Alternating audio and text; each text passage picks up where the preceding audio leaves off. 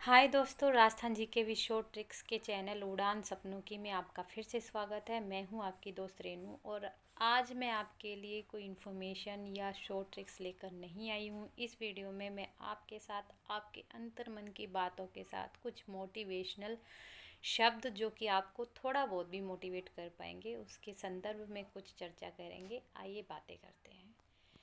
पहले तो बच्चों, मेरे पास कुछ बच्चे आते हैं जो मॉरली बहुत ही डाउन हो जाते हैं पढ़ते पढ़ते, या ऐसे कहते हैं कि अब मेरे से नहीं हो पाएगा या पता नहीं सिलेक्शन होगा कि नहीं होगा।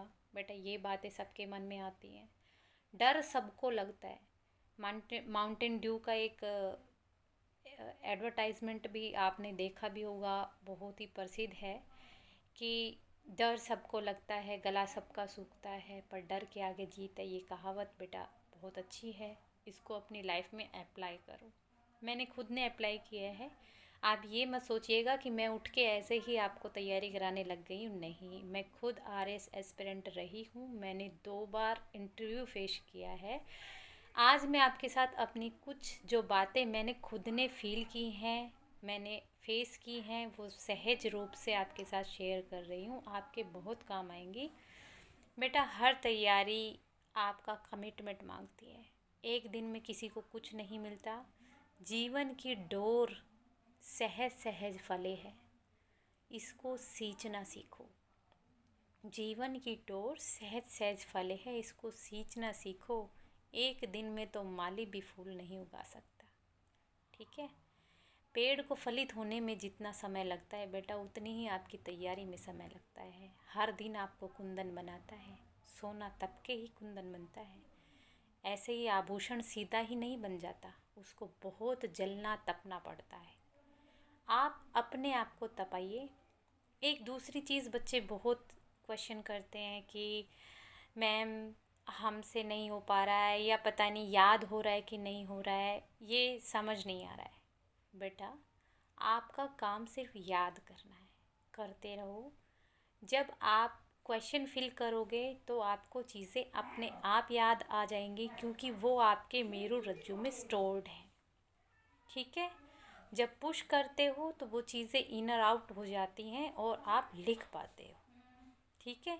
और अगर फिर भी आप कॉन्फिडेंट नहीं हो, देन आप एक काम कीजिए। या तो जिस टॉपिक को आपको ऐसा लग रहा है कि मैं बिल्कुल स्किप कर चुकी हूँ, तो आप ऐसा कीजिए, उसके बारे में लिखिए।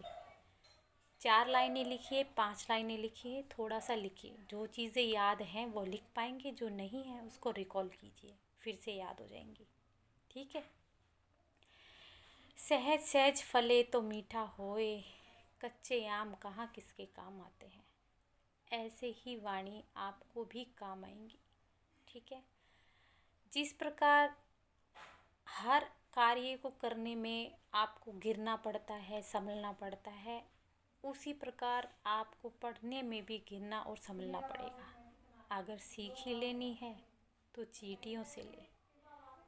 2 सीखें मिलती हैं बहुत बड़ी। सबसे पहली सीख यूनिटी, जो एकता कहीं देखने को मिलेगी तो वो चींटियों में मिलेगी। दूसरी चीज़ लगन, लक्ष्य प्राप्ति की लगन बेटा।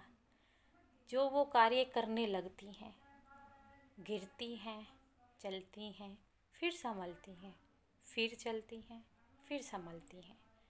इनके गिरने और संभलने का प्रोसेस चलता ही रहता है, लेकिन जब तक ये अपना अन्न या भोजन अपने लक्ष्य तक नहीं पहुंचाती, ये हार नहीं मानती।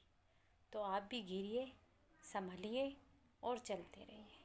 सेकंड थिंग जो आपको सबसे ज़्यादा मोटिवेट करेगी, कहीं और से मत कीजिए अपने आप को मोटिवेट, खुद से, इनर आउट से कीजिए, आपके अंदर सोल से कीजिए। आप खुद सोचिए ना कि आप कल क्या थे। आपने जब तैयारी शुरू करी तो आपको क्या आता था। आज अपने आज का देखिए। आज देखेंगे तो आपको बहुत सारी चीज़ें पता होगी। तो बेटा, तैयारी आपकी खुद की है, चॉइस आपकी खुद की है, किसी और को ब्लेम नहीं कर सकते। रही प्रेशर की बात, प्रेशर होता है, सबको होता है, फील भी करते हैं। लेकिन सबसे बड़ा प्रेशर पता है क्या? आप लोग ये सोच के प्रेशर बना लेते हो कि ये नहीं हुआ तो क्या होगा, लाइफ ख़त्म हो जाएगी। नहीं बेटा, जब एक द्वार बंद होता है ना, तो उसके सामने विकल्प बथेरे होते हैं, उन विकल्पों को खोजिए। जस्ट फॉर एग्ज़ाम्पल, किसी बच्चे ने आईएएस की तैयारी शुरू की, ठीक है, अगर मे बी उसका सोल्यूशन मतलब उसका सिलेक्शन हो गया, दैट्स गुड। अगर नहीं हुआ तो क्या वो जीना छोड़ देगा? क्या वो हार मान जाएगा? नहीं। आप खुद देखिए कि जब वो इतना क्लीन किसी एग्ज़ाम की प्रिपरेशन कर रहा है, तो एटलीस्ट वो उसके नियर बाय जितने भी एग्ज़ाम, जैसे एसडीएम की रैंक के हुए, एसआई हुए, उसके लिए बच्चे एग्ज़ाम हो जाएंगे, तो वो तैयारी फुल ऑन होगी, थोड़े से फोकस के साथ वो ये एग्ज़ाम निकाल देगा। तो इसी तरह से आपको अपनी तैयारी करनी है। और दूसरी चीज़ें, उड़ान बहुत ऊंचियाँ भर लेते हो आप कि ये सिलेक्शन हो जाएगा, उसके बाद हम ये करेंगे, फिर हम यहाँ जाएंगे, फिर ऐसे करेंगे, हम ऐसे कर देंगे, ये हिला देंगे, वो हिला देंगे। नहीं बेटा, आपका काम सिर्फ कर्म करना है। आप गीता के उस सार को याद कीजिए, उस दोहे को याद कीजिए, कर्मण्यधिकारस्तु माँ फलेषु कदाचन। इसका तात्पर्य यही है कि सिर्फ कर्म करो, फल की चिंता मत करो। फल तो प्रदान करेगा वो हमारा ईश्वर है, उसकी प्रतिपूर्ति तो आपको वहाँ से प्राप्त होगी। आप सिर्फ पढ़िए, ये मत सोचिए मैं सिलेक्ट हो गया, होऊंगा या होना है। सिर्फ इतना कि आपको अपना काम करना, अपना बेस्ट दीजिए, आज का काम आज ही ख़त्म कीजिए। टारगेट रोज़ बनाइए, सेट कीजिए।